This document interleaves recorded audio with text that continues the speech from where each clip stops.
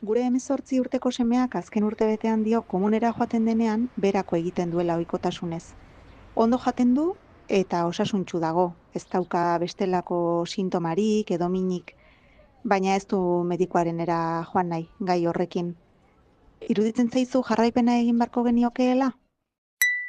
Horrelako kasu baten aurrean, medikura joatea eta behar diren frogak egitea izango litzateke egokiena.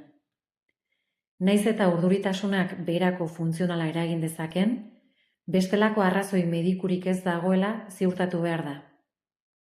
Izan ere, beherakoa hainbat arrazoirengatik eduki daiteke, eta tratamentu egokia jartzeko zergatia jakitea oso garrantzitsua da. Orokorrean, lehenengo pausua gorotzak astertzea izaten da. Modu horretan, beherakoa sortzen dion bakteria edo parasitorik ote dagoen ikus daiteke.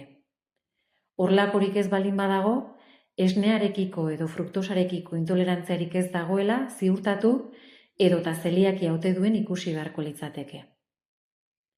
Heste suminkorraren sindromeak, kolitis ultzeradunak edo Crohn gaixotasunak edo arazo hormonalek ere beherakoa sortu dezakete. Froga horietan guztietan ezezkoa ateraz gero, urduritasunari edo estresari modu egokian aurre egiten lagunduko dioten bizi ohiturak hartzea gomendagarria izango litzateke.